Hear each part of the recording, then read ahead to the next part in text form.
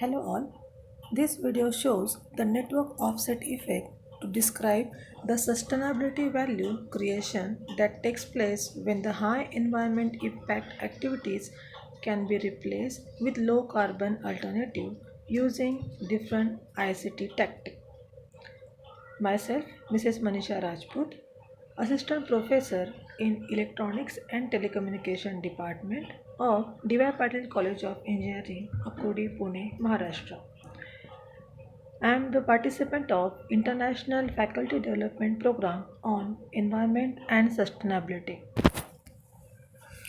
In first video, we have seen the ITUT initiatives towards the impact of climate change and protection of the environment in telecommunication field. There, we have seen few examples, that is tackling of e-waste, smart solutions, and the future net. How these will make an impact on the environment.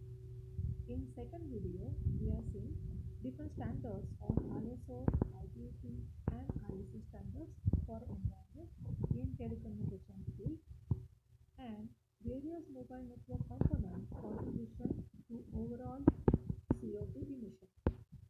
Overall mobile network carbon footprint in terms of GHG emission, solutions that can reduce the carbon footprint from hardware and software point of view. After this video, the participants or the students will design their own solution to reduce the GHG emission by minimizing the business travel cost, time, and produce energy efficient and sustainable product. They can relate that changing production is slow route, but changing consumption can be faster and is often less expensive and lower the CO2 emission. They can develop the methodologies required to better quantify and realize the energy efficiencies, cost saving, and emission reduction potential of ICT product. These are the different ISO, ITUT, and IWS standards. ISO 26000, this standards is giving you guidelines on social responsibilities. Example, social, economical, and the environmental guidelines. And this standard will follow all the sustainable development goals. So it will SDC is having total 17 points into it related to the different sectors, and then ISO 26000 will follow to the all SDGs. Then ISO IW9. IW9 stands for International Workshop Agreement, which is done between India, US, Australia. So this standards give the framework for managing sustainable development in business. Example, planning the methodologies used for sustainable business. This is also used for sustainable cities and the communities. Then ISO 10711, this is the intelligent transport system. Smart transport for efficient and sustainable output.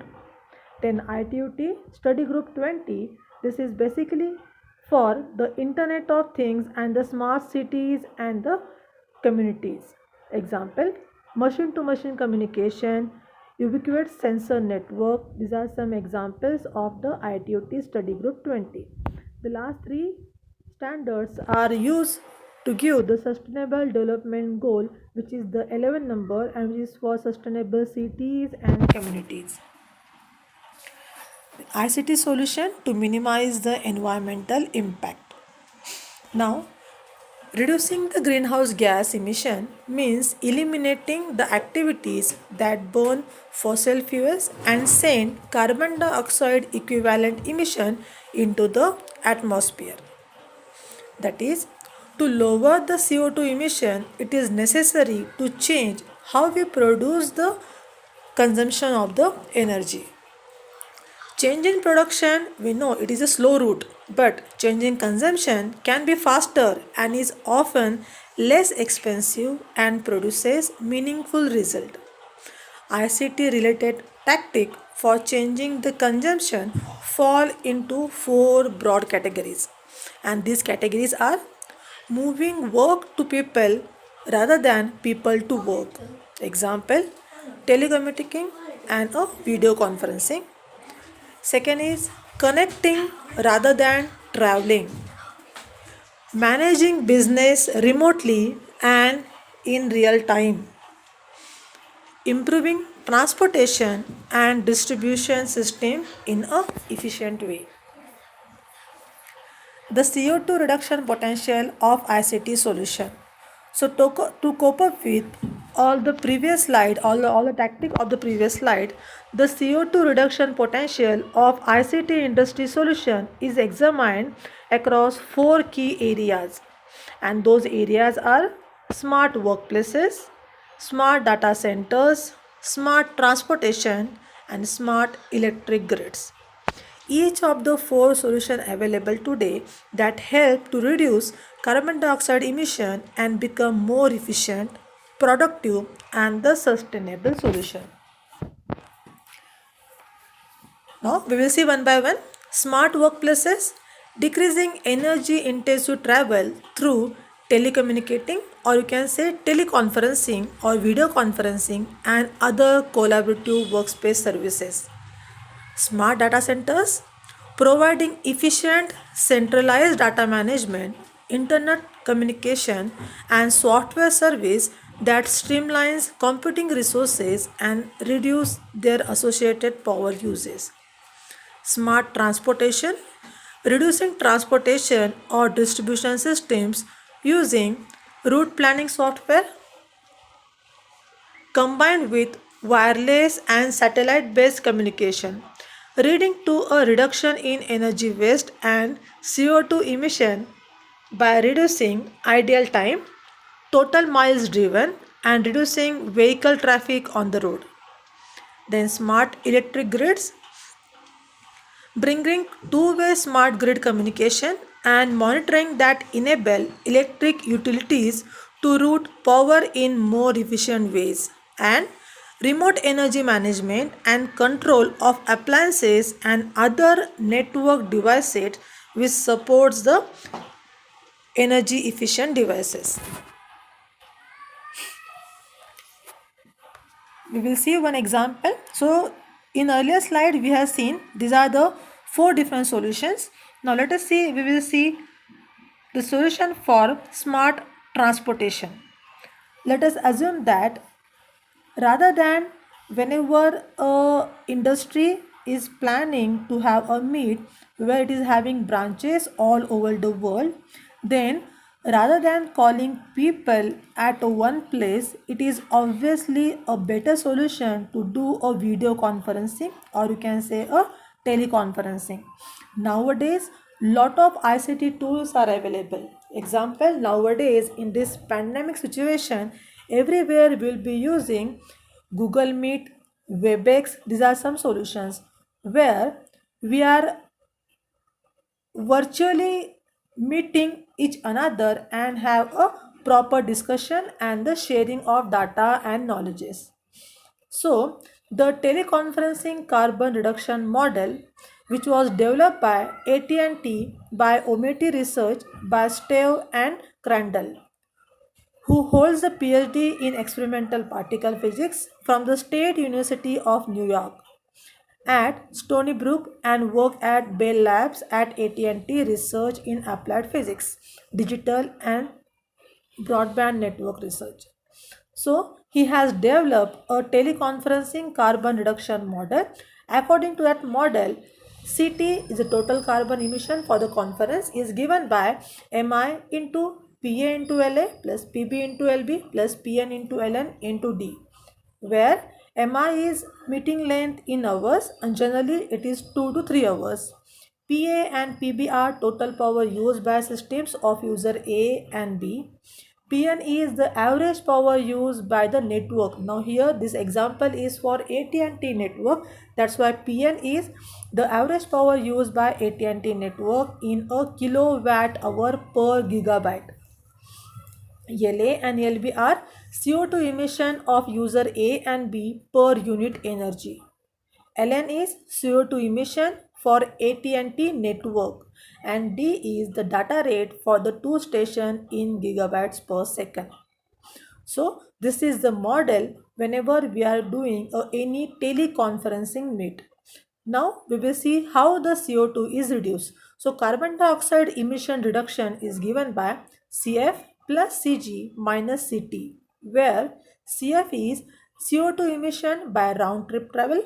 CG is the CO2 emission by a ground travel if that passenger or if that users are traveling by any of the vehicle, aeroplane, something like that.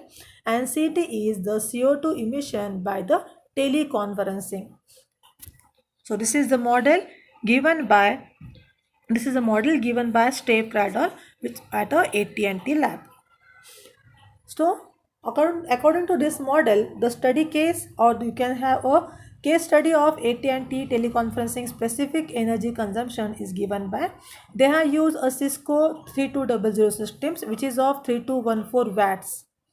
Then havoc for the room is 1071 watts, which is one third of the power dissipate is removed by the AC.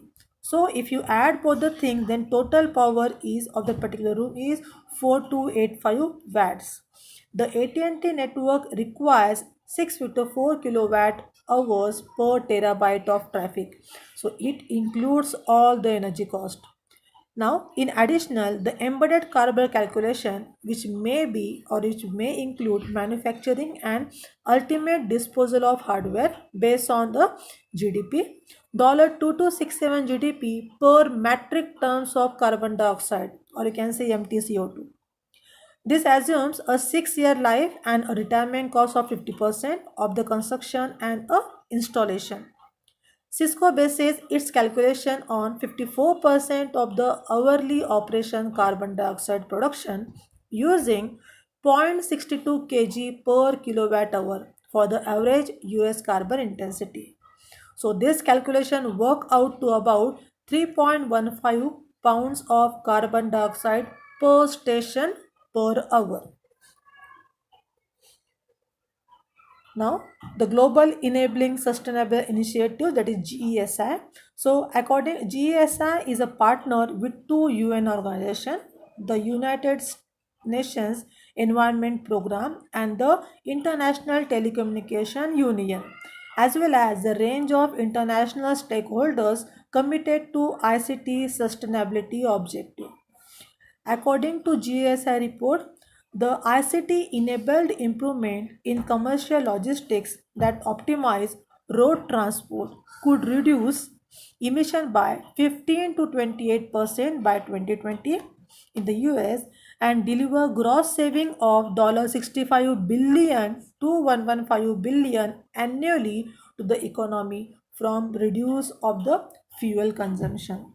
So this is the case study of AT&T whenever we'll be using all the smart workplaces, smart data centers, smart transportation, and by using the smart electric grids. So these are the references. The first reference is a paper on executive summary of AT&T on networking for sustainability, the network offset effect. And later on there are some you can say global e-sustainability initiative, then ISO standards and the different publication. So these are the references used to make this particular video. Thank you all.